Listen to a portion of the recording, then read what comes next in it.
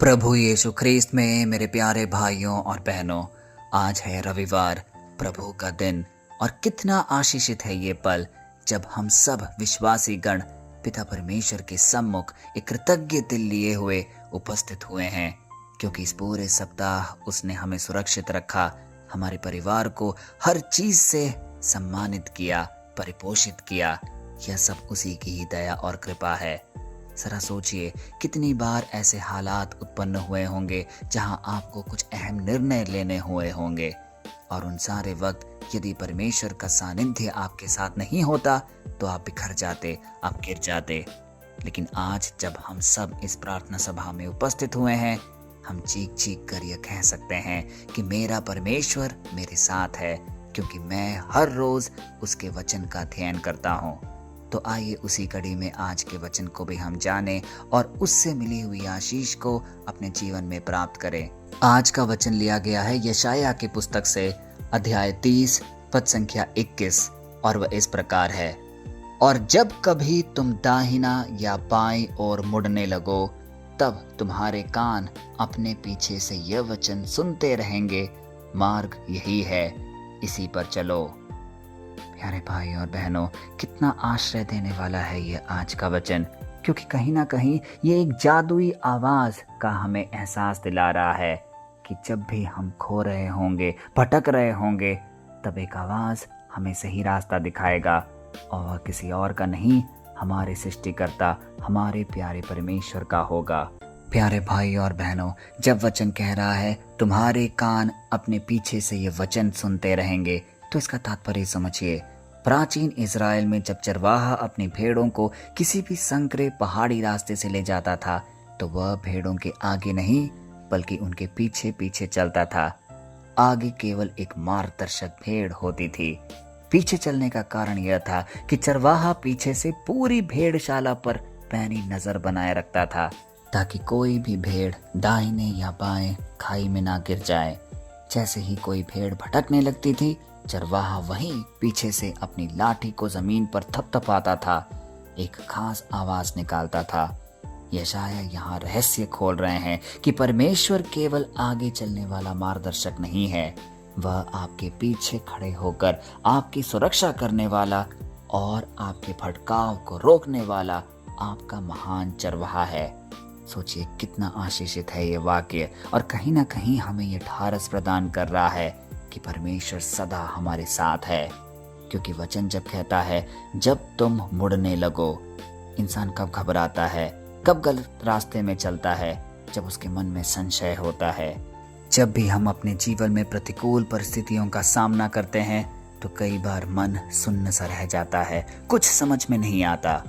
लेकिन आज का ये वचन हमें ढारस दे रहा है कि जब भी तुम गलत रास्ते में जाने लगोगे या रास्ता भटकने लगोगे, मेरा सामर्थ्य, मेरा वचन तुम्हारे साथ होगा। मैं तुम्हें पुकारूंगा और सही रास्ते पर लेके जाऊंगा। यह इंसान की उस फितरत को दिखा रहा है कि जब वह सीधे रास्ते से उबरकर अपनी बुद्धि से शॉर्टकट लेने की कोशिश करता है।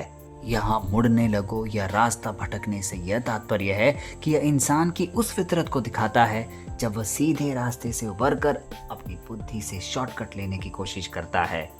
दाहिने ओर का मतलब है धार्मिक घमंड या अति उत्साह में आकर कोई गलत कदम उठा लेना, और बाईं ओर का मतलब है संसार के लालच या पाप की तरफ फिसल जाना। आज परमेश्वर का वचन हमें दोनों ही प्रकार के अति से बचाता है। परमेश्वर हमें सही मार्ग पर ले जाता है, जिसका अर्थ है केवल मिट्टी का रास्ता नहीं, बल्कि एक ऐसा रास्ता जो हमें जीने का सलीका सिखाता है, एक खास तरीका, परमेश्वर की इच्छा का राजमार्ग। जब पीछे से आवाज आती है कि मार्ग यही है, इसी पर चलो, तो एक अलग सा सुकून हमें मिलता है।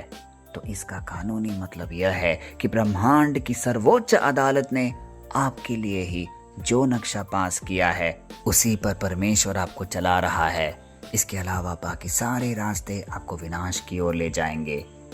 प्यारे भाई और बहनों, आज के युग में सोशल मीडिया का दौर है। हम सब जानते हैं कि दुनिया अलग अलग प्रकार की सलाह हमें देती है। कहीं कहीं तो हम खुद के ही विचार पर आश्चर्य करने लगते हैं, क्योंकि चीज़ें तेजी से बदल रही होती है। परमेश्वर की उस महीन और धीमी आवाज को यदि हमें आज सुनना है तो आज का वचन हमें कसकर पकड़ना होगा, क्योंकि आज का ही वचन हमें सिखा रहा है कि अगर हमें पीछे से आने वाली उस चरवाहे की आवाज को सुनना है तो हमें अपने जीवन के बाहरी शोर को शांत करना होगा। प्रार्थना और मौन में ही वह आवाज साफ सुनाई देती है जो कहती है, बेटा इस रास्ते पर मत जाओ, यह तुम्हारे लिए सही नहीं है। इसीलिए जब जब हम आज अपने जीवन में लड़खड़ाएं, जब ऐसी परिस्थितियां आए जहां कुछ समझ में ना आए, सिर्फ शांत रहकर कुछ पल प्रार्थना में बिताइए और फिर देखिए किस प्रकार परमेश्वर हमें वापस सही रास्ते पर लेकर आएगा। तो आइए आज के वचन को आश्रय मानकर एक शक्तिशाली प्रार्थना हम अपने पिता परमेश्वर से कहें और याद करें वह सारे पल जब हम भटक गए थे, पाप के मार्ग में, गलत विचार में, गलत आदतों में। आज सही मौका है जब उन सारे मौकों को अपने जहन में उतारकर एक पाप बोध के साथ परमेश्वर के सामने अपनी यह प्रार्थना प्रस्तुत करें और बोलें, हे सर्वशक्तिमान, सर्वज्ञानी और अपने पीछे से हमें सुरक्षित मार्ग दिखाने वाले जीवित यहोवा परमेश्वर, आज हम तेरे इस अत्यंत संवेदनशील और अलौकिक वचन के सामने अपने मनों को दीन करते हैं। हे प्रभु, हमें हमारे उस घमंड और जल्दबाजी के लिए क्षमा कर जिसके द्वारा कई बार हमने तेरी मर्जी जाने बिना अपने जीवन के बड़े बड़े फैसले ले लिए और बाद में ठोकर खाई, निराश हुए। हे प्यारे प्रभु, आज इस प्रार्थना सभा में जो भी भाई बहन उपस्थित हैं, जो अपने करियर, अपनी शादी, अपने बच्चों के भविष्य को लेकर चिंतित हैं या किसी प्रकार की गंभीर बीमारी से परेशान है जिनका उन्हें कोई इलाज नहीं सूझ रहा, आज तेरे सामर्थी नाम से उन्हें चंगाई मिले, उन्हें नई राह दिखे। हे पिता, इसी वक्त उनके आत्मिक कानों को खोल दे, उन्हें अपने महान चरवाहे की वो धीमी और स्पष्ट आवाज सुनाई देने पाए, मार्ग यही है, इसी पर चलो। हे पिता, हम तेरी आवाज पर पूर्ण विश्वास करते हैं और हम सदैव तेरे ही दिखाए रास्ते पर चलना चाहते हैं। हमारे कदम कभी भटकाव की खाई में ना गिरे। यीशु के पवित्र, जीवित और सबसे सामर्थी नाम पे ये सारे निवेदन हम मांगते हैं, आमीन। प्यारे भाई और बहनों, आपको इस संसार के जंगलों में अकेले नहीं भटकना है। आपका चरवाहा आपके ठीक पीछे खड़ा है।